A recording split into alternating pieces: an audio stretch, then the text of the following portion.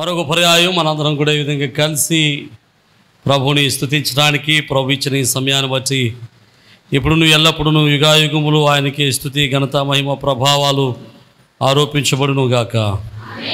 ప్రభునందు ప్రియమైన దేవుని బిడ్డలారా, దేవుని చేత ప్రేమింపబడి క్రీస్తు రక్తులు కడగబడి పరిశుద్ధ సంఘంగా క్రీస్తు వధువు సంఘంగా సిద్ధపడుతున్నటువంటి మీ అందరికీ కూడా ప్రభు అయిన యేసు నామములో అందరికీ షలోం.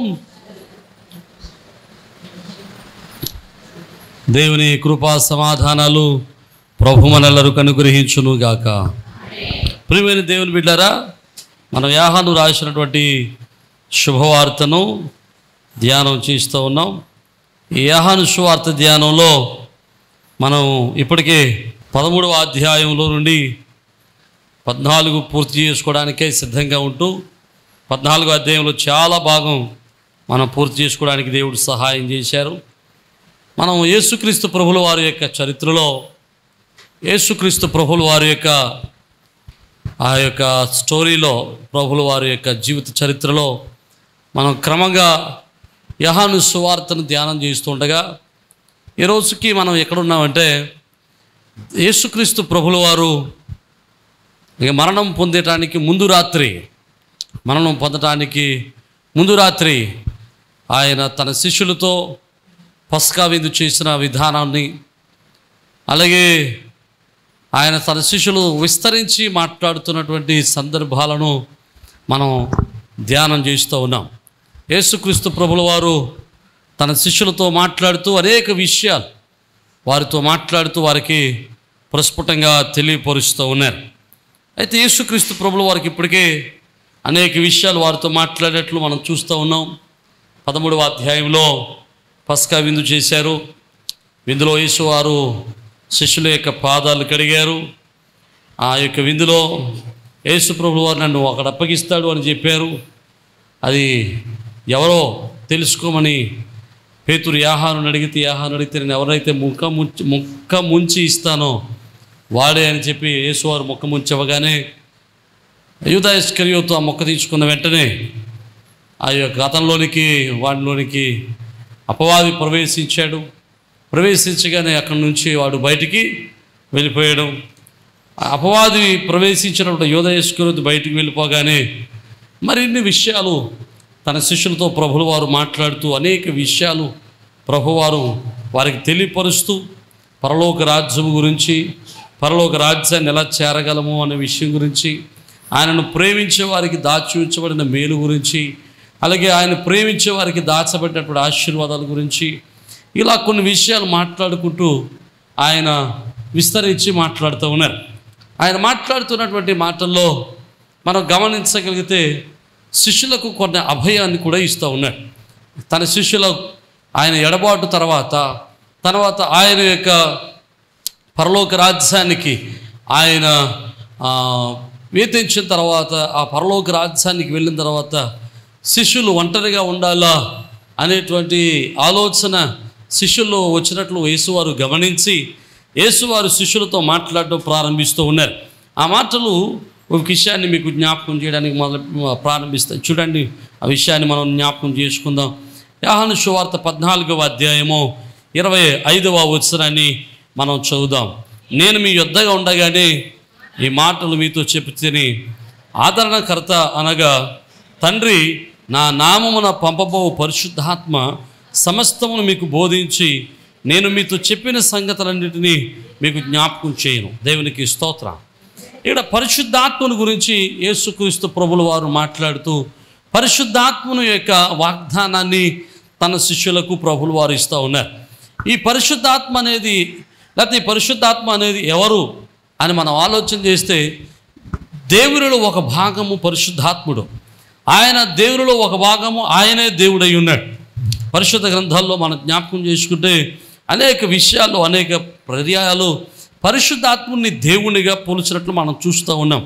అనేక పర్యాయాలు అనగా అపోస్తల కార్య గ్రంథం 5వ అధ్యాయం 3వ వచనంలోను, అలాగే 28వ అధ్యాయం 25వ వచనంలోను, 2వ కొరింథీ 6:16లోను, హెబ్రీ రాసిన పత్రిక 3వ అధ్యాయం 7-9 వచనాల్లోనూ పరిశుద్ధాత్మని దేవునిగా పోల్చి రాయబడేది. అంతేకాదు ఆయన ఒక ఆత్మ అని చెప్పబడింది.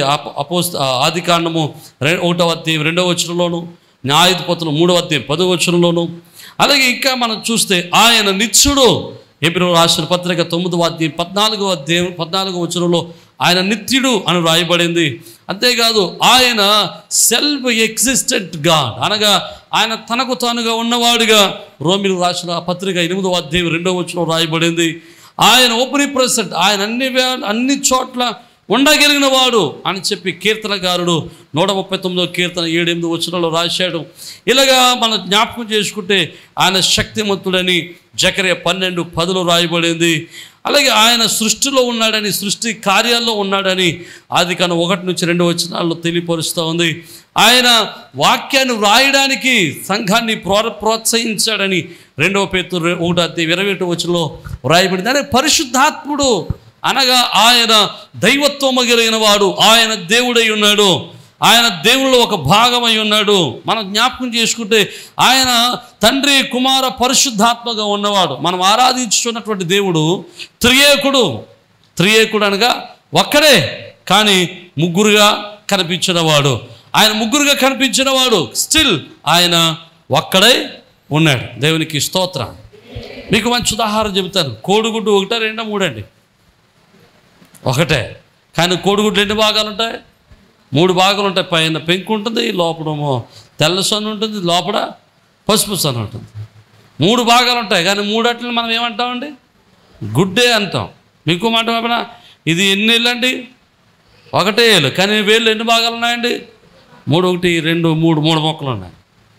అలాగే దేవునిలో 3 భాగాలు ఉన్నాయి.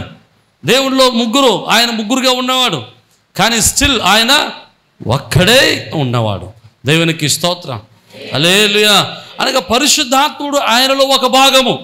ఆయన పరిశుద్ధాత్ముడు దేవుడై ఉన్నాడు. అయితే సంఘకాలంలోనికి మనం వచ్చేసరికి, సంఘంలో మనం చూసేసరికి తండ్రి అయిన దేవుడు సృష్టికర్తగా కనబడతాడు. యేసుక్రీస్తు ప్రభుల వారు సంఘం కొరకు తన ప్రాణం పెట్టిన వానికి కనబడతాడు. అయితే పరిశుద్ధాత్ముడు సంఘాన్ని బలపరిచేవాడిగా, దేవుని రాకడ కొరకు సిద్ధపరిచేవాడిగా పరిశుద్ధాత్ముడు కనబడతాడు. అయితే యేసుక్రీస్తు ప్రభుల వారు తన శిష్యులతో మాట్లాడుతున్నారు. మీరు దిగులు పడాల్సిన అవసరం లేదు, మీరు వేదన పడాల్సిన అవసరం లేదు, నేను ఉన్నాను అనేటువంటి బెంగ మీకు ఉండాల్సిన అవసరం లేదు. ఎందుచేతనంటే నేను వెళ్ళిన తర్వాత మీకు ఒక ఆదరణకర్తను నేను పంపిస్తాను. చూడండి 16వ అధ్యాయంలో మనం చూస్తే 7వ వచనంలో అక్కడ చక్కగా మాట్లాడుతూ ఉంటాడు. అయితే నేను మీతో సత్యము చెప్పుచున్నాను, నేను వెళ్ళిపోవడం వలన మీకు ప్రయోజనకరం. నేను వెళ్ళని ఎడల ఆదరణకర్త మీ యొద్దకు రాడు, నేను వెళ్ళిన ఎడల ఆయనను మీ యొద్దకు పంపుదును. అంటే యేసు ప్రభుల వారు డిపార్చర్ అయిన తర్వాత, ఆయన వెళ్ళిన తర్వాత ఆయన సంఘము కొరకు తన ఆత్మను ఆయన పంపించడానికి ఇష్టపడతా ఉన్నాడు. దేవునికి స్తోత్రం. అదే మాట చెబుతున్నాను, నేను వెళ్ళాలి, నేను వెళ్తే కానీ ఆదరణకర్త మీ యొద్దకు రాడు. అనగా ఆయన లేడా అంటే ఆయన ఉన్నవాడే. ఆయన యేసు ప్రభుల వారితో ఉన్నాడు, తండ్రితో ఉన్నాడు. ఆయన యేసు ప్రభుల వారు ఉన్న కాలంలో కూడా పరిశుద్ధాత్ముడు ఉన్నాడు. అయినప్పటికీ ఆయన సంఘ ప్రయోజనం కొరకు, సంఘ కాలంలో, సంఘంలో తన ఇన్వాల్వ్మెంట్ కోసం ఆయన తన పంపించవలసిన వాడై ఉన్నాడు, పనిని అప్పగింపవలసిన వాడై ఉన్నాడు. దేవునికి స్తోత్రం. హల్లెలూయా. ఈరోజు మనం జ్ఞాపకం చేసుకుంటే యేసుక్రీస్తు ప్రభుల వారు ఈ మాటలు చెబుతూ ఈ 14, 16 అధ్యాయాల్లో, అనగా ఆ చివరి రాత్రి ఆయన యొక్క భోజన కాలంలో ఆయన పరిశుద్ధాత్ముడి గురించి మాట్లాడినటువంటి 4 విషయాలు మాట్లాడాడు. ఆయన పరిశుద్ధాత్మ గురించి 4 విషయాలు చెప్పాడు. ఆయన ఆ పరిశుద్ధాత్ముడు ఏం చేస్తారో అని 4 విషయాలు ఆయన ప్రకటించారు. ఆ 4 విషయాలు ఈరోజు మీకు నేను చెప్పి నేను ముగించడానికి ప్రయత్నం చేస్తాను. మొట్టమొదటిగా పరిశుద్ధాత్మ దేవుడు ఏం చేస్తాడో ఆయన చివరిలో సన్న శిష్యులతో మాట్లాడారో ఆ మాట మీకు జ్ఞాపకం చేస్తాను. 16వ అధ్యాయము 13వ వచనం చూడండి. అయితే ఆయన సత్యస్వరూపి అయిన ఆత్మ వచ్చినప్పుడు మిమ్మును సర్వసత్యములోనికి నడిపించును. దేవునికి స్తోత్రం చెబుదాం. హల్లెలూయా. మొట్టమొదటి సంఘాన్ని ఆయన ఏం చేస్తాడంటే సత్యములోనికి నడిపిస్తాడు. పరిశుద్ధాత్మ దేవుడు చేసే మొట్టమొదటి పని ఏంటంటే సత్యములోనికి నడిపిస్తాడు. అక్కడ రాయబడుతున్న మాట ఏంటంటే మిమ్మల్ని సర్వసత్యములోనికి నడిపిస్తాడు. మొట్టమొదటి పరిశుద్ధాత్ముడు చేసేటువంటి మొట్టమొదటి పని ఏంటంటే మనలను ఒక మార్గము నుండి, ఒక స్థితి నుండి మరొక స్థితికి నడిపిస్తాడు. ఒక చోట నుండి మరో చోటకి నడిపిస్తాడు. ఆయన ఒక ఆలోచనలో నుంచి మరొక ఆలోచనలోనికి నడిపిస్తాడు. ఆ విషయాన్ని మీకు జ్ఞాపకం చేస్తుంటే, ఒక విశ్వాస జీవితంలో పరిశుద్ధాత్ముడు చేసేటువంటి మొట్టమొదటి పని ఏంటో మనం జ్ఞాపకం చేసుకున్నాం. చూడండి, 16వ అధ్యాయము 8వ వచనం, ఆయన వచ్చి పాపమును గుర్చియు నీతిని గుర్చియు తీర్పును గుర్చియు లోకమును ఒప్పుకొన చేయును. పరిశుద్ధాత్ముడు ఒక విశ్వాసి లేదా ఒక వ్యక్తి జీవితంలో చేసేటువంటి మొట్టమొదటి పని ఏంటంటే పాపమును గురించి ఒప్పుకొన చేస్తాడు. అంటే వాడి పాపాన్ని ఒప్పుకునేటట్టు చేస్తాడు పరిశుద్ధాత్ముడు. వాడి పాపాన్ని విడిచిపెట్టు చేస్తాడు పరిశుద్ధాత్ముడు. అనగా పరిశుద్ధాత్ముడు కలిగి ఉండడం అంటే, పరిశుద్ధాత్ముడు కలిగి ఉండడం అంటే వాడి పాపములను విడిచిపెట్టడం. మనం రాత్రి ఉపవాస కూడికలో ఇతర ప్రార్థన మనం నేర్చుకున్నాం. ఒకడు పరిసయుడు, మరొకడు సుంకరి. పరిసయుడు ప్రార్థన ఎలా చేశాడు? తనను తాను మెచ్చుకుంటూ, తన భక్తిని ఉప్పొంగుతూ, తన భక్తిని బట్టి ఉప్పొంగుతూ, దేవుడి సన్నిధిలో తను హెచ్చించుకుంటూ ప్రార్థన చేశాడు. కానీ సుంకరి ఎలా ప్రార్థన చేశాడు? తన పాపములను ఒప్పుకుంటూ ప్రార్థన చేశాడు. నేను పాపిని తండ్రి, నన్ను క్షమించు, నన్ను కనికరించు అని ప్రార్థన చేశాడు. ఇందులో ఎవరు పరిశుద్ధాత్మ నింపబడిన వాడయ్యా అంటే సుంకరే పరిశుద్ధాత్మతో నింపబడిన వాడు, పరిశుద్ధాత్మ చేత ఆకర్షింపబడినటువంటి వాడు, పరిశుద్ధాత్మ చేత బలపరచబడిన వాడు. అందుకనే అతని ప్రార్థన దేవుడు అంగీకరించి అతను నీతిమంతుడిగా తీర్చాడు. దేవునికి స్తోత్రం. ప్రియమైన దేవుని జ్ఞాపకం చేసుకుందాం. ఆయన సత్యంలోనే నడిపిస్తాడు. అనగా ఆయన ఒక విశ్వాసిని, ఒక మనిషిని, ఒక వ్యక్తిని ఆయన లోకములో నుండి క్రీస్తులోనికి, లోకంలో నుండి పరిశుద్ధతలోనికి, పాపములో నుండి పవిత్రతలోనికి, నరకము నుండి పరలోకానికి పరిశుద్ధాత్ముడు నడిపిస్తాడు. ఆ పరిశుద్ధాత్ముడు చేసేటువంటి పనిలో మొట్టమొదటి పని ఏంటంటే విశ్వాసిని పవిత్రుడిగా మార్చడమే.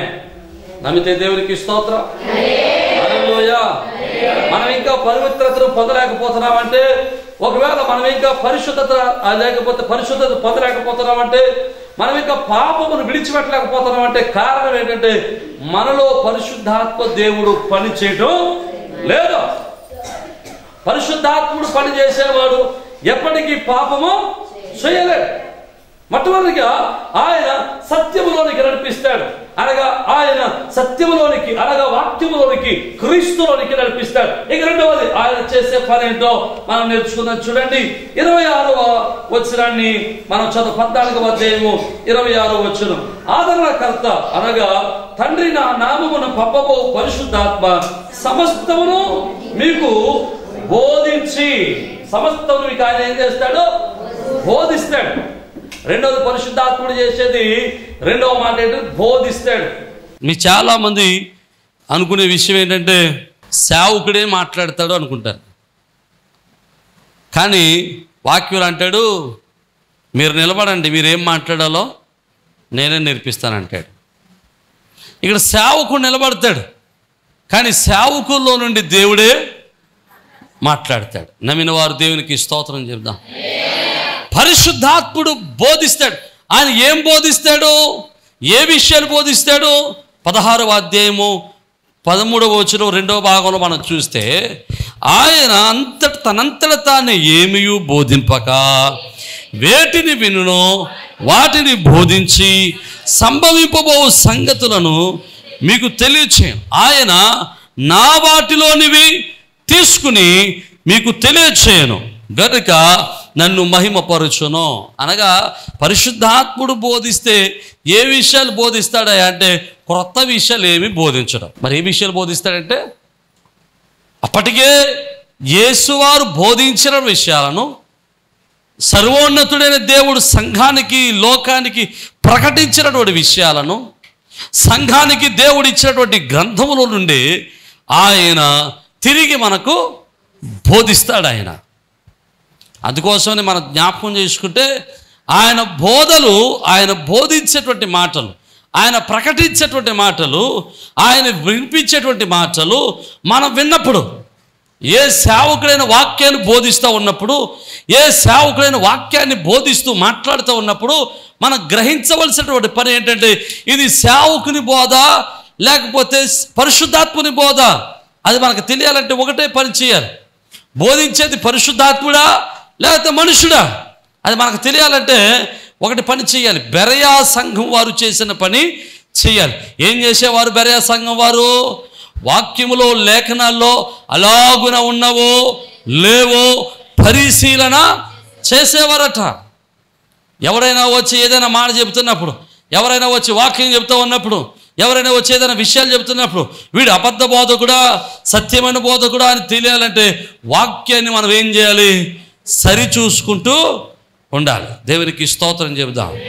హల్లెలూయా. పరిశుద్ధాత్మ దేవుడు రెండవదిగా ఏం చేస్తాడంటే మిమ్మును ఆయన బోధిస్తాడు. ఆయన బోధలో మనల్ని స్థిరపరుస్తాడు. ఆయన బోధలో మనల్ని నడిపిస్తాడు. ఆయన బోధలో మనల్ని బలపరుస్తాడు. ఆయన బోధలో మనల్ని ఆయన పరలోక రాజ్యానికి సిద్ధపరుస్తాడు. ఆయన బోధలు మనకు అర్థం కావు ఒక్కొక్కసారి. ఎప్పుడు అర్థం కావో చెప్పనా? కొన్ని పర్యాయాలు వాక్యం అర్థం కాదండి. ఎందుకు అర్థం కాదంటే ఒక్కొక్కసారి మనం పరిశుద్ధాత్మతో నింపబడిన వారంగా ఉండం. వాక్యము చాలా లోతైన భావాలతో రాయబడింది. ఈ వాక్యాన్ని ఎవరు రాశారండి? పరిశుద్ధాత్ముడే 40 మంది చేత వ్రాయించాడు. అంటే దీని రైటర్ పరిశుద్ధాత్ముడే. The script is written by holy spirit. కానీ మనుషుల్ని దేవుడు వాడుకున్నాడు అంతే. ఇప్పుడు ఆ రాసినటువంటి పరిశుద్ధాత్మ దేవుడే సేవకుల్లో నుండి విశ్వాసతో మాట్లాడతాడు.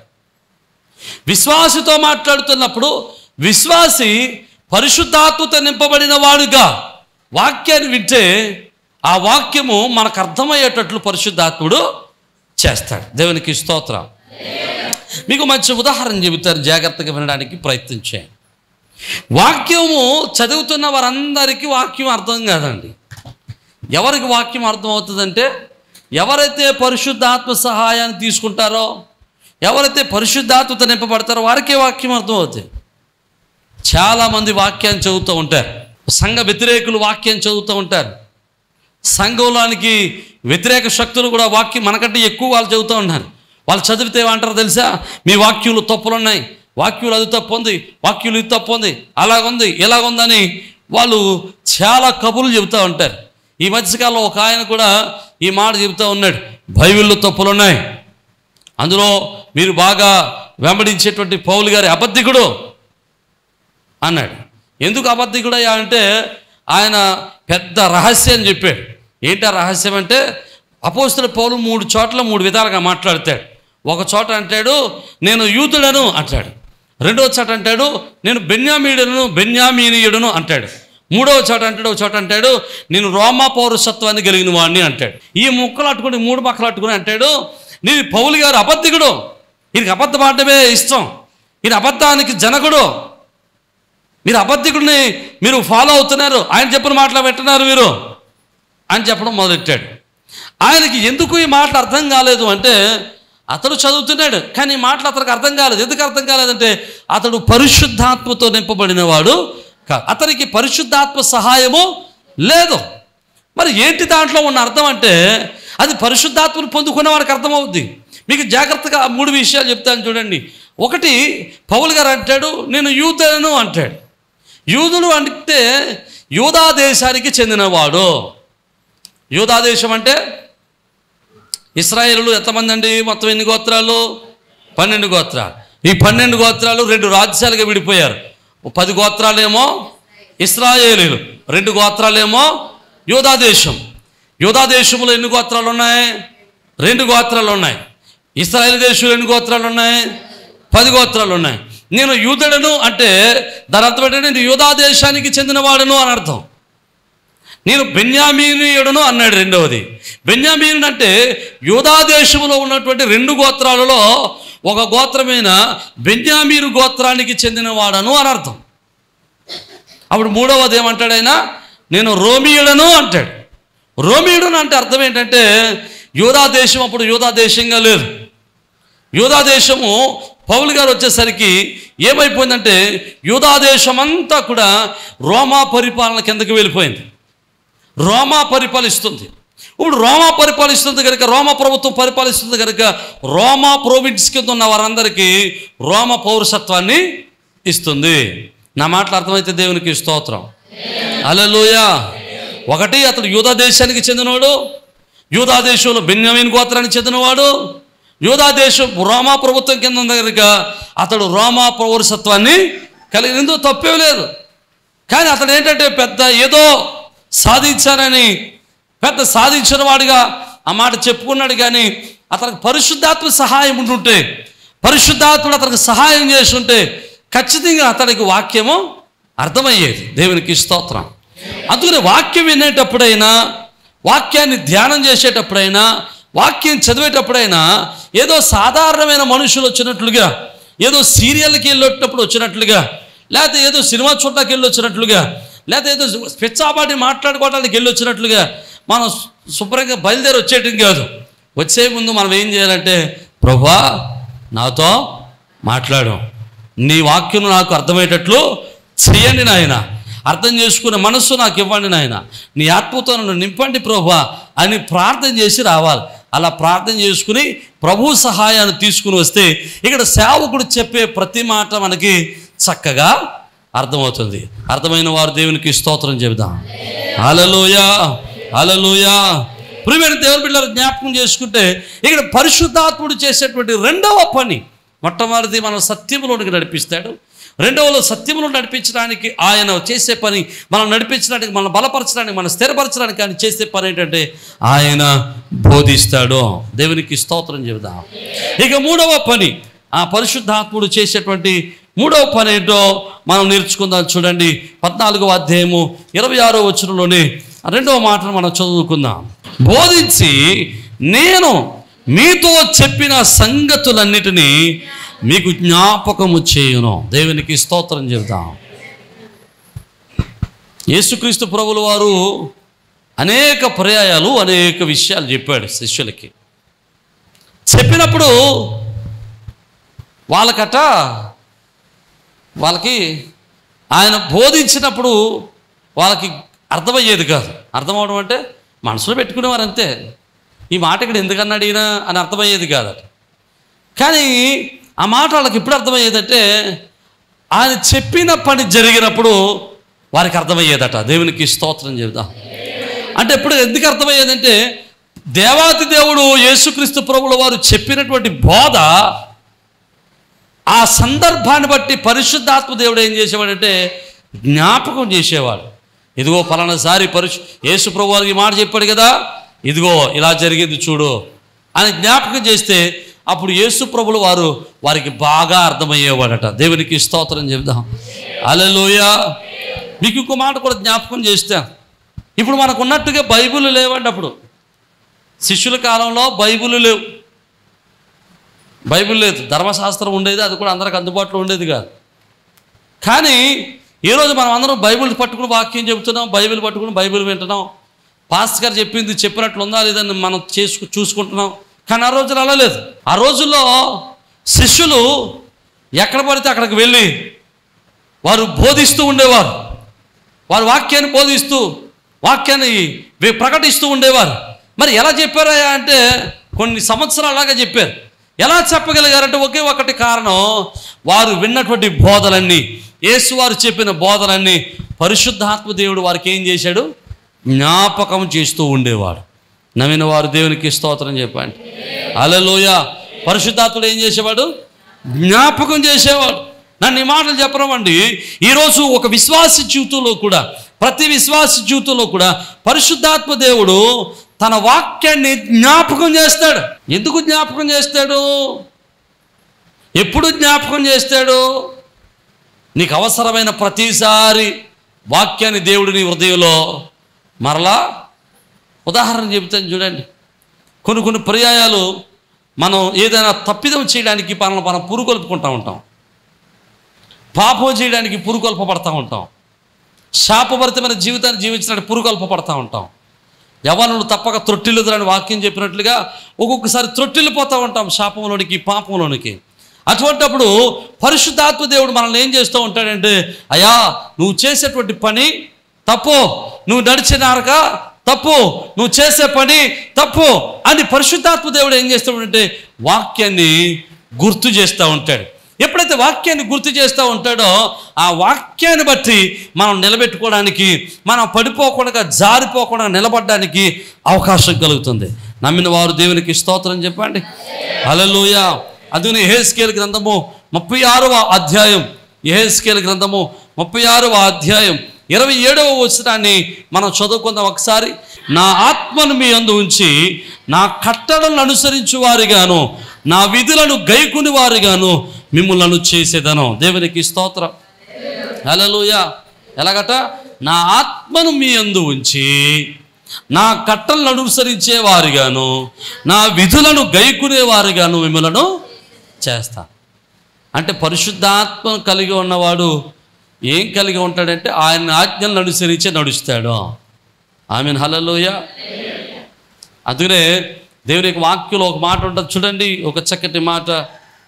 అపోస్తులైన యోహాను రాసినటువంటి మొదటి పత్రిక 5వ అధ్యాయం, యోహాను పత్రిక మొదటి పత్రిక 5వ అధ్యాయము 18వ వచనంలో చక్కటి మాట ఉంటుంది. దేవుని మూలముగా పుట్టినవాడు ఎవడును పాపము చేయుడని ఎరుగుదము, దేవుని మూలంగా పుట్టినవాడు తన్ను భద్రం చేసుకును గనుక దుష్టుడు వానిని ముట్టడో. దేవునికి స్తోత్రం. దేవుని మూలంగా పుట్టినవాడు ఏం చేయడట? పాపం చేయడు. దేవుని మూలంగా పుట్టినవాడు అంటే ఎవడో? పునర్జన్మ సంబంధమైన స్నానాన్ని తీసుకున్నవాడు. పునర్జన్మ సంబంధమైన స్నానం అంటే ఏంటి? ఒకసారి నికోదేము అనేటువంటి వాడు యేసు ప్రభువు దగ్గరికి వచ్చాయా, నేను పరలోక రాజ్యం చేరాలంటే ఏం చేయాలంటే నువ్వు మరలా బ్రతకాలి, మరలా పుట్టాలి అంటాడు. అయ్యా ముసలోనైనా నేను తల్లి గర్భంలోకి వెళ్ళి ఎలా పుట్టగలనంటే, అయ్యా అలా కాదు, నీటి మూలంగా కానీ ఆత్మ మూలంగా కానీ ఆత్మ మూలంగాను నీటి మూలంగా నువ్వు తిరిగి జన్మించాలంటాడు. అలా తిరిగి జన్మించిన వాడు దేవుని వల్ల పుట్టినవాడు అంటాడు. అంటే దేవుని వల్ల పుట్టినవాడు అంటే బాప్తిస్మము పొందినవాడు. బాప్తిస్మం పొందినవాడు ఎందుకు పాపం చేయడంటే, బాప్తిస్మం పొందిన వానికి ఒక వరం ఇవ్వబడుతుంది. చూడండి ఆ మాట చదువుదాం. అపోస్తుడైన పౌలు అపోస్తుల కార్యగ్రంథము 2వ అధ్యాయము 38వ వచనం, 2వ అధ్యాయం 38వ వచనం. మీరు మారు మనసు పొంది పాపక్షమాపణ నిమిత్తము ప్రతివాడు యేసుక్రీస్తు నామమున బాప్తిస్మము పొందడి, అప్పుడు మీరు పరిశుద్ధాత్మ అను వరమును పొందుతారు. బాప్తిస్మం పొందిన ప్రతి ఒక్కరికి దేవుడు ఏ వరాన్ని ఇస్తాడు? పరిశుద్ధాత్మ అనే వరాన్ని ఇస్తాడు. దేవునికి స్తోత్రం. అంటే బాప్తిస్మం పొందిన ప్రతి ఒక్కరిలో ఎవరుంటారు? పరిశుద్ధాత్ముడి నివాసం ఉంటాడు. నమ్మిన వారు దేవునికి స్తోత్రం చెప్దాం. హల్లెలూయా. పరిశుద్ధాత్మ నివాసం ఉన్నప్పుడు ఆ పరిశుద్ధాత్ముడు ఏం చేస్తాడు అంటే, ఇక్కడ యెహెజ్కేలు చెప్పినట్లుగా ఆయన కట్టడలను ఆయన విధులను గైకునేటట్లు చేస్తాడు. ఆయన మాట వినేటట్టు చేస్తాడు, ఆయనకు లోబడేటట్టు చేస్తాడు, ఆయన అనుసరించేటట్టు చేస్తాడు, ఆయన వెంబడించేటట్టు చేస్తాడు, ఆయన మాటకు లోబడేటట్టు చేస్తాడు. దేవునికి స్తోత్రం. ఎవడైతే ఆత్మను అనుసరించి జీవిస్తాడో వాడు ఎప్పటికీ పాపము చెయ్యలేడు. నమ్మిన వారు దేవునికి స్తోత్రం చెబుదాం. హల్లెలూయా. ఆయన మాట వినేవాడు, ఆత్మచేత నడిపించబడేవాడు ఎప్పటికీ పాపం చేయలేవాడు. ఒకవేళ చేతల్లో జారిపోవచ్చు, జారిపోయినంత మాత్రం పాపం పడినట్టు కాదు, కానీ జారినప్పటికీ కాలు నిలబెట్టుకునే ధన్యత ప్రభు వాడికి ఇస్తాడు. నమ్మిన వారు దేవునికి స్తోత్రం చెబుదాం. హల్లెలూయా. జాగ్రత్తగా ఆలోచన చేస్తే పాపము చేయడు. ఆత్మ లేనివాడు ఖచ్చితంగా ఏం చేస్తాడు? పాపంలోనే బ్రతుకుతాడు. ఎందుకు బ్రతుకుతాడు తెలుసా? పరిశుద్ధాత్మ దేవుడు అపోస్తలుడైన పౌలు చేత మాట రాపిస్తాడు. మీలో ఉన్నటువంటి ఆత్మను ఆర్పకుడి అంటాడు. పరిశుద్ధాత్మను ఏం చేయకూడదు? ఆర్పేయకూడదు. ఆర్పడం అంటే అర్థం ఏంటి? ఎప్పుడైతే పరిశుద్ధాత్ముడు చెప్తూ ఉంటాడో, పరిశుద్ధాత్ముడు మాట్లాడుతూ ఉంటాడో, మనం ఏమంటాం తెలుసా? నోర్మి నీకేం తెలియదు మాట్లాడుకోరుకు అంటాం. కొన్ని పర్యాలు అంటారు, ప్రభువా ఈ ఒక్క 2 నిమిషాలు కళ్ళు మూసుకొని అయినా నా పని శాఖ పెట్టుకుని వచ్చేస్తాను, ఒక 5 నిమిషాలు అయినా కళ్ళు మూసుకొని అయినా 1 కేజీ వంకాయలు కోసేసుకుంటాను. అక్కడికి ప్రభు చెబుతుంటాడు, రేయ్ నువ్వు నడిచే మార్గమో సరైనది కాదు, నువ్వు చేసే పని సరైనది కాదు. పరిశుద్ధాత్మ చెబుతుంటాడు. కానీ మనం ఏం చేస్తామంటే పరిశుద్ధాత్మను ఏం చేస్తుంటామంటే ఆర్పేస్తూ ఉంటాం, అనగొట్టేస్తూ ఉంటాం, పరిశుద్ధాత్మ దుఃఖపరుస్తూ ఉంటాం.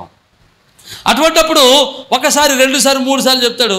ఇక పరిశుద్ధాత్ముడు తర్వాత నీకు ఇక చెప్పడం మానేస్తాడు. ఇక నీలో ఉన్న పరిశుద్ధాత్ముడు చల్లారిపోతాడు. ఇక నీలో ఉన్న పరిశుద్ధాత్ముడు పనిచేయటం మానేస్తాడు. నీలో ఉన్న పరిశుద్ధాత్మ వరం తీసివేయబడుతుంది. చూడండి, పరిశుద్ధాత్మ వరం తీసివేయబడితే ఏం జరుగుతుందో ఒక మాట చదువుతాం చూడండి. సమూయేలు మొదటి గ్రంథము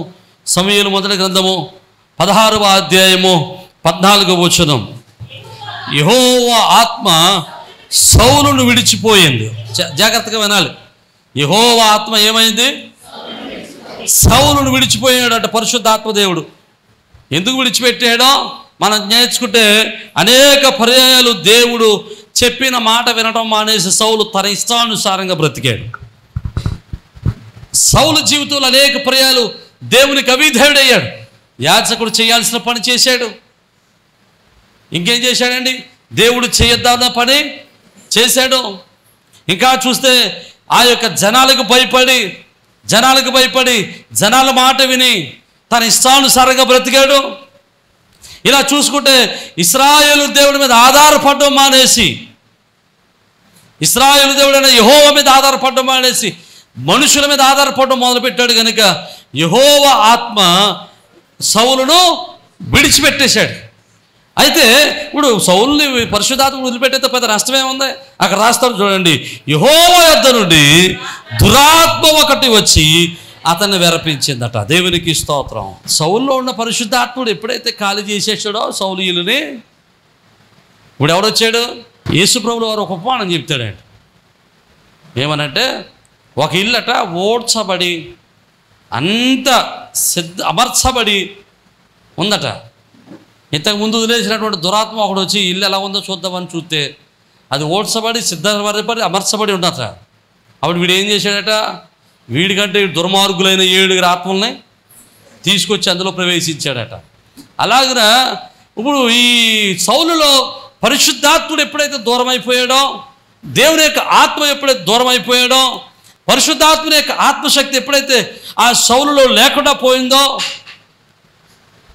సౌలు యొక్క హృదయం ఖాళీ అయిపోయింది, సౌలు శరీరం ఖాళీ అయిపోయింది. అప్పుడు అపవాది మెల్లగా ఆ యొక్క సౌలులో ప్రవేశించాడు. నా మాటలు అర్థమవుతున్న వారు దేవునికి స్తోత్రం చెబుదాం. హల్లెలూయా. జాగ్రత్తగా వినాలి. నీలో పరిశుద్ధాత్మను ఆర్పేసుకుంటే, నీలో ఉన్న పరిశుద్ధాత్మను చంపేసుకుంటే, నీలో ఉన్న పరిశుద్ధాత్మను పోగొట్టుకోగలిగితే, నీలో ఉన్న పరిశుద్ధాత్మను నేను విడిచిపెడితే నీ దగ్గరికి వచ్చేది ఇక దయ్యాలే తప్ప దేవుని శక్తి కాదు. నమ్మినవారు దేవునికి స్తోత్రం చెప్పండి. హల్లెలూయా. దేవుని యొక్క ఆత్మ మనతో ఉన్నంతసేపు, దేవుని యొక్క ఆత్మ మనలో ఉన్నంతసేపు, దేవుని బలము మనతో ఉన్నంతసేపు, దేవుని యొక్క శక్తి మనతో ఉన్నంతసేపు ఏ దురాత్మ మన యొద్దకు రాలేడు. అందునే యోహాను రాసినటువంటి పత్రికలు ఎంత మనం చదువుకున్నాం. చక్కగా అంటాడు చూడండి ఆ మాట. దేవుని వల్ల పుట్టినవాడు ఏ పాపము చేయలేడో, పుట్టినవాడు పాపము చేయడని ఎరుగుదము. దేవుని మూలంగా పుట్టినవాడు తను భద్రం చేసుకున్న గనుక దుష్టుడు వారిని ముట్టడా. దేవునికి స్తోత్రం. అంటే నేను దయ్యం పట్టుకుంటుందంటే, నేను దురాత్మలు ఏడిపిస్తున్నారంటే, దురాత్మలు నిన్ను పట్టుకుని పీడిస్తున్నాడు. దాని అర్థం ఏంటి? నీలో పరిశుద్ధాత్మ దేవుడు లేడు, నీలో దేవుని శక్తి లేదు, నీలో పరిశుద్ధాత్మ అభిషేకము లేదు.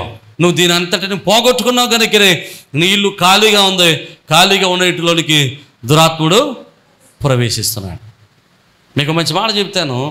చీకటి వేళ, రాత్రి వేళ మనం ఇంట్లో లైట్ వేసుకుంటాం. ఆ లైట్ కట్టేస్తే ఏమవుతుందండి? నువ్వు రమ్మన్నావా చీకటిని? చెప్పట్లేదు బాబా, రమ్మన్నావా?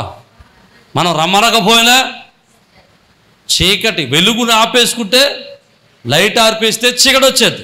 ఆత్మను ఆర్పుకుంటే దురాత్మ వచ్చేది. మూడవది, దేవుని యొక్క వాక్యం చెబుతుంది, పరిశుద్ధాత్మను మనం ఆర్పుకోకూడదు. ఆయన మనకు బోధిస్తాడు, బోధించిన వాటిని మనకు జ్ఞాపకం చేస్తాడు, జ్ఞాపకం చేసి ఆయనను అనుసరించి నడిచేటట్టు చేస్తాడు, ఆయన ఆజ్ఞలు అనుసరించేటట్టు చేస్తాడు, ఆయన వాక్యంలో ఉండేటట్టు చేస్తాడు, ఆయనకి ఇష్టలుగా మనల్ని చేస్తాడు, ఆయన కొరకు సిద్ధపడే వారిగా చేస్తాడు, ఆయన కొరకు మనల్ని ఏర్పాటుగా చేస్తాడు. దేవునికి స్తోత్రం. హల్లెలూయా.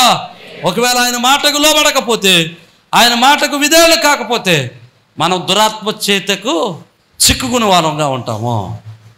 ఇక మూడవది, మొట్టమొదటిది ఆయన సత్యంలోనికి నడిపిస్తాడు. రెండవది ఆయన ఏం చేస్తాడు? బోధ చేస్తాడు. మూడవది ఆయన ఏం చేస్తాడు? ఆయన బోధించిన వాటన్నిటినీ మనకు జ్ఞాపకం చేసి మనలను స్థిరపరిచి నిలబడతాడు. దేవునికి స్తోత్రం చెబుదాం. ఇక నాలుగవది యేసు ప్రభువు చెప్తున్నటువంటి నాలుగో మాట ఆయన ఏం చేస్తాడు? 4వ అధ్యాయము 16వ వచనం చూస్తే అక్కడ అంటాడు చూడండి, నేను తండ్రిని వేడుకుందును మీ యొద్ద ఎల్లప్పుడూ ఉండుటకై ఆయన వేరొక ఆదరణకర్తను అనగా సత్యస్వరూపకు ఆత్మను మీకు అనుగ్రహించును. ఇక్కడ అంటాడు 14:16 అక్కడ అంటాడు మీ యొద్ద ఎల్లప్పుడూ ఉండుటకై ఆయన వేరొక ఆదరణకర్త. ఆ పరిశుద్ధాత్మనికి దేవుడు యేసు ప్రభువు పెట్టిన మరొక పేరు ఏంటంటే ఆదరణకర్త. 26వ వచనం చూడండి, అక్కడ రాస్తాడు ఆదరణకర్త. 16వ అధ్యాయము 7వ వచనంలో అంటాడు రెండవ మాటలో, నేను వెళ్ళని ఆదరణకర్త మీ యొద్దకు రాడో. నేను వెళ్ళకపోతే ఆదరణకర్త మీ యొద్దకు రాడో. పరిశుద్ధాత్ముడు 4వ పని, యేసు ప్రభువు వారు చెప్తున్నటువంటి 4వ పని ఏంటంటే, ఆయన చేసే పనిలో 4వ పని ఏంటంటే ఆయన ఆదరణకర్తగా ఉంటాడు. ఆయన ఆదరించేవానిగా ఉంటాడు. నమ్మిన వారు దేవునికి స్తోత్రం చెబుదాం. హల్లెలూయా. ఏం చేస్తాడండి? ఆయన ఆదరిస్తాడు. ఎలాగ ఆదరిస్తాడో ఒక విషయాన్ని మీకు జ్ఞాపకం చేస్తాను. ఎవరైనా మన ఇంట్లో, ఉదాహరణ చెప్తాను, మన కుటుంబంలో ఎవరైనా మన ప్రియులు, మన తల్లిదండ్రులు, మన తోబుట్లో, మన చోటువారో మరణించారనుకోండి, ఎంత వేదన ఉంటుందో, ఎంత భయంకరమైన బాధ ఉంటుందో. కానీ పరిశుద్ధాత్మ దేవుడు అంటాడు, పైన 16-17 వచనాల్లో రాస్తాడు 14వ అధ్యాయంలో, నేను మిమ్మల్ని అనాథులుగా విడవను, మీ యొద్దకు వచ్చును అంటాడు. ఆయన వచ్చి ఏం చేస్తాడు? ఆయన వస్తే మనకు బోధిస్తాడు, బోధించిన వాటిని జ్ఞాపకం చేస్తాడు. జ్ఞాపకం చేస్తూ ఆయన ఏం జరుగుద్ది? వాక్యాన్ని జ్ఞాపకం చేస్తే ఏం జరుగుతుంది? మనకు ఆదరణ కలుగుతుంది. ఎలాంటి ఆదరణ కలుగుతుంది? మీకు మంచి మాట చెప్తాను. మా తండ్రి గారు చనిపోయే సమయానికి నాకు 23 సంవత్సరాలు. తమ్ముడు వాళ్ళందరూ చదువుకుంటున్నారు. అశోక్ చదువుకుంటున్నాడు, ప్రవీణ్ చదువుకుంటున్నాడు, ఆగ్నేష్ చదువుకుంటుంది, అందరూ చదువుకుంటున్నారు. వాళ్ళ చదువులన్నీ, ఆ బాధ్యతలన్నీ నా మీదే ఉన్నాయి. అమ్మ బాధ్యత నా మీద ఉంది, సంఘం బాధ్యత నా మీద ఉంది. సరైన గృహం లేదంటే అసలు గృహమే లేదు, మందిరాలు లేవు, ఏ పరిస్థితి లేదు, అసలు ఏమీ లేవు, అన్నీ శూన్యం. జనం మాత్రమే ఉన్నారు. సంఘం 3 సంఘాల మీద కలిపి ఒక 60 మంది 70 మంది ఉంటారు అంతే. అన్ని సంఘాలు కలిపి పాత చర్చిలో పట్టేసేవారు, 3 సంఘాలు కలిపి అంతమంది ఉండేవారు. ఆదాయం లేదు, సంపద లేదు, పరిస్థితి రగమ్య గోచరం, ఏం చేయలేని పరిస్థితి. కానీ దేవత దేవుడు, నన్ను పరిశుద్ధాత్మ దేవుడు ఆదరించడం మొదలుపెట్టాడు. ఎలాగో తెలుసా? నేను నిన్ను విడిచిపెట్టను, నేను నీకు తోడై ఉంటాను, నేను నడిపించేవాడును, నిన్ను బలపరిచేవాడును. మీ తండ్రి గారు ఎక్కడికి పోలేదు, ఆయన దేవుని సన్నిధిలో ఉన్నాడు. ఒకరోజు నీ తండ్రిని చూస్తావు, నువ్వు వేదన పడక్కర్లేదు, నేను నడిపిస్తాను, నిన్ను బలపరుస్తాను అని మాటలు హృదయంలో ఎవరో మనల్ని బలపరుస్తున్నట్టుగా, ఎవరో నాకు తోడున్నట్టుగా, ఎవరో నన్ను స్థిరపరుస్తున్నట్లుగా, ఎవరో నా భుజం తట్టి నడిపిస్తున్నట్టుగా, ఎవరో నాకు ధైర్యం చెప్తున్నట్లుగా ధైర్యం కలుగుతుండేది. దేవునికి స్తోత్రం. హల్లెలూయా. చూడండి, ఎవరైనా పక్కన ఉంటే ధైర్యంగా ఉంటుంది, ఎవరైనా పక్క లేకపోతే భయం వేస్తూ ఉంటుంది. ఈ పని ఎలా చేయాలి, ఈ పెళ్ళి ఎలా చేయగలము, ఈ కార్యక్రమం ఎలా చేయగలం, ఇంతమందిని ఎలా పోషించగలం, పిల్ల ఎలా చేయగలం, పిల్ల కట్నం ఎక్కడ తేగలం, లేకపోతే కుటుంబాన్ని ఎలా పోషించగలం, లేకపోతే అది ఎలా చేయగలం, ఇది ఎలా చేయగలం, అది ఎలా చేయగలం అని భయం పడుతూ ఉంటుంది. కానీ పరిశుద్ధాత్ముడు మనలో ఉన్నాడు అనుకోండి, పరిశుద్ధాత్మ శక్తి చేత మనం నింపబడ్డాం అనుకోండి, ఆయన మనకు ధైర్యాన్ని ఇస్తాడు. ఆమేన్. హల్లెలూయా, హల్లెలూయా. పరిశుద్ధాత్మతో ఉన్నవాడు ధైర్యం తెచ్చుకుంటాడు. ఎందుకో తెలుసా? ఆయన మనల్ని విడిచిపెట్టే దేవుడు కాదు, మనల్ని విడనాడే దేవుడు కాదు. అని అంటాడు, మీకు ధైర్యం రావడానికి, మీకు ఆదరణ కలగడానికి నేను పరిశుద్ధాత్మను ఇస్తాను, ఆయన మిమ్మల్ని ఆదరిస్తాడు. నమ్మిన వారు దేవునికి స్తోత్రం చెబుదాం. హల్లెలూయా. ఈరోజు 4వ విషయం మనం జ్ఞాపకం చేసుకుంటే, పరిశుద్ధాత్మ దేవుడు ఆదరించేవాడై ఉన్నాడు. ఆయన 4 పనులు చేస్తాడు. మొదటి పని, మనల్ని సర్వసత్యంలోనికి నడిపిస్తాడు. రెండవది, ఆయన బోధిస్తాడు. మూడవది, జ్ఞాపకం చేస్తాడు. 4వది, ఆయన మనలను ఆదరిస్తాడు. అలాంటి పరిశుద్ధాత్మ దేవుని యొక్క శక్తి, సమాధానము మనందరం పొందుకొని మనం జీవించుదుముగాక. తల్ల వంచండి, చిన్న ప్రార్థన చేద్దాం. అయ్యా, నాకు భయం వేస్తుందంటే నాలో నీ ఆత్మ లేరేమో నాయన, నాలో నీ ఆత్మనివ్వండి ప్రభువా, నీ ఆత్మతో నింపండి ప్రభువా, నీ ఆత్మతో నింపండి. పరిశుద్ధ ఆత్మను కలిగి ఉంటే ధైర్యం కలిగి ఉంటామని వాక్యం సెలవిచ్చావు. ధైర్యమైన మనస్సును మాకు దయచేయండి ప్రభువా, ధైర్యమైన ఆత్మను మాకు దయచేయండి ప్రభువా. ఓ నాయన, మీరు బోధించండి, మాకు బోధన నేర్పించండి, వాక్యాన్ని నేర్పించండి నాయన. నీ వాక్యాన్ని మాకు జ్ఞాపకం చేయండి ప్రభువా. మమ్మల్ని నడిపించండి ప్రభువా, మమ్మల్ని స్థిరపరచండి ప్రభువా.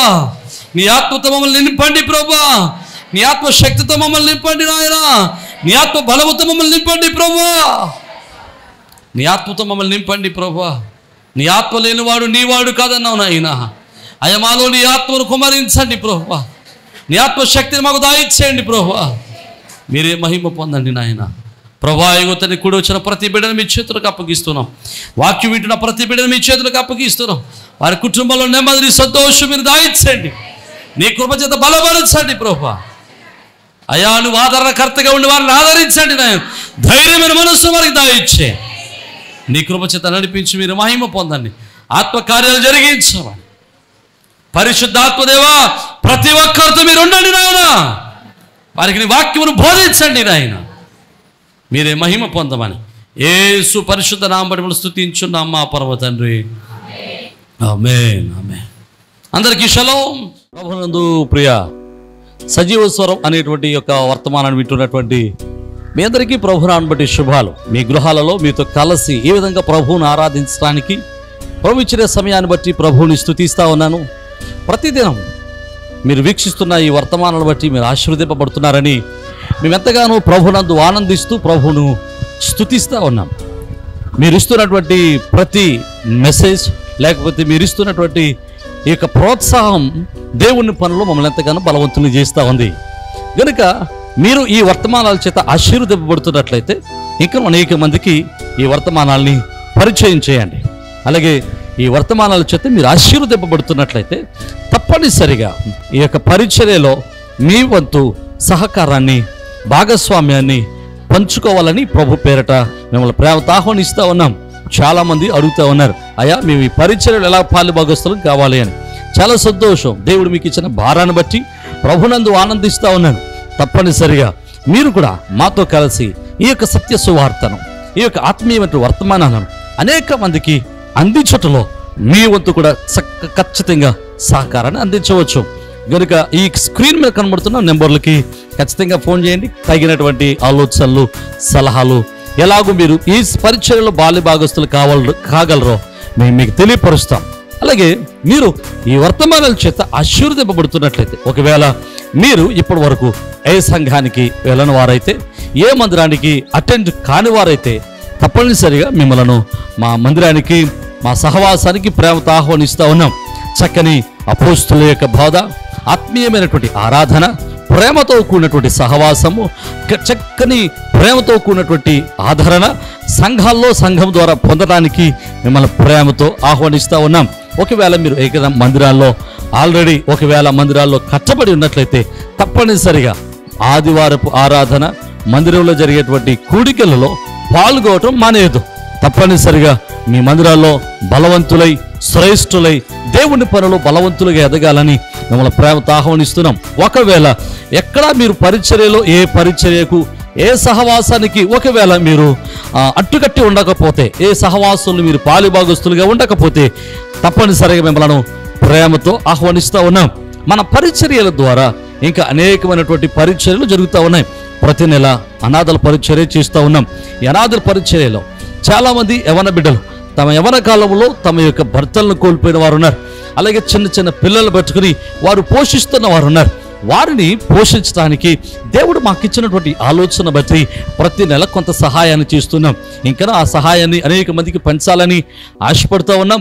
ఇలాంటి దేవుని పరిచర్యలో మీరు కూడా మీ యొక్క సహకారాన్ని ప్రేమతో అందించవచ్చు.